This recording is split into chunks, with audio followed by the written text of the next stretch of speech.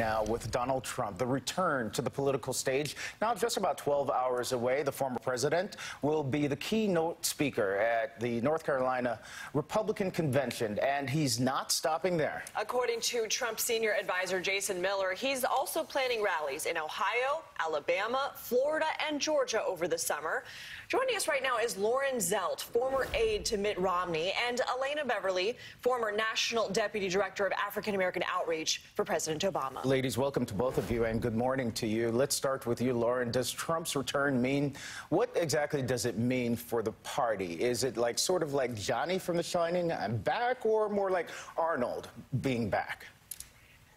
I'm going to go with, I'll take losing election strategies for 2024, Kendis. That's what I think it means for the Republican Party. I mean, candidly, if you look at the polling numbers out, you know, obviously, if a primary election were held today, Donald Trump would win and would be the Republican nominee, but his polling numbers among the general population are anemic. I believe the latest NBC News poll had him at about 32%. That is not a strategy to win a general election. So if he wants to run again in 2024, you know, possibly he can. We'll see what happens with his legal troubles. It may be that he's not able to run at all. You know, it's very early. We'll have to see. But, you know, I think that his return to the national stage is a distraction. What strikes me as interesting about this is it's been previewed in the media and from his advisors that he's planning to attack Dr. Fauci or continue those attacks at some of his rallies. And what's interesting about that is, first of all, that's short-sighted, but second of all, that's off message. You know, Representative Liz Cheney was ousted from her leadership position for what her fellow congressman called being off message, not talking about the Republican agenda. Well, attacking Dr. Fauci is also not talking about the Republican agenda. So if it applies to Liz Cheney, I don't see why it shouldn't apply to Donald Trump. It's off message and it doesn't move the party forward. Well, Elena, the New York Times is reporting that Trump has been telling people that he'll be reinstated as president by August, and he's laser focused on these election audits. So first, tell us why that isn't how our democracy works. And also, to Loren's point, is he just catering to a smaller percentage of his base as his popularity overall appears to be softening?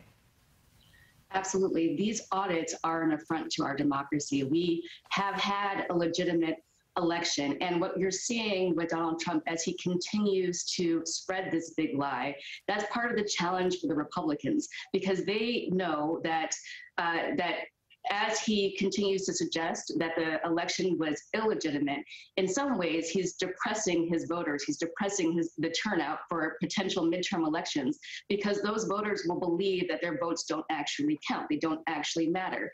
There's a flip side to this, though.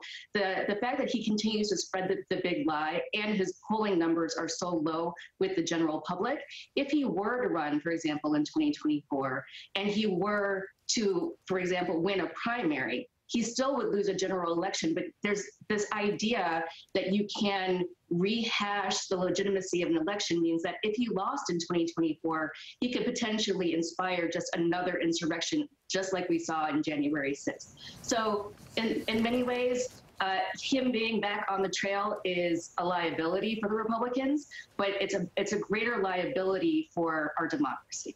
Loren, I want to switch gears a little bit. Vladimir Putin appearing to echo some Republicans' talking points by downplaying the January 6th insurrection, saying the mob just had some political demands. What does it say that the GOP seems to be in agreement with Putin?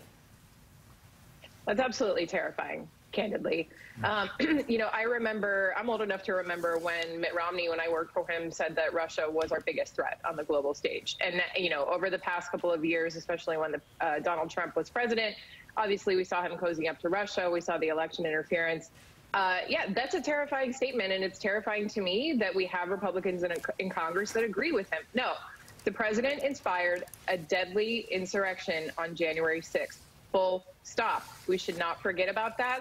We should make sure that those responsible are held to consequence for it. And we need to look back on that day as one of the flashpoints in our democracy that really defined us as who we are. Who are we going to be moving forward? Are we going to hold those people accountable, or are we not? It's very important. A flashpoint right now that is without a commission, an independent commission. Loren Zelt and Elena Beverly, thank you both for your time early this morning. Thanks for starting us off. To Washington now, where Republicans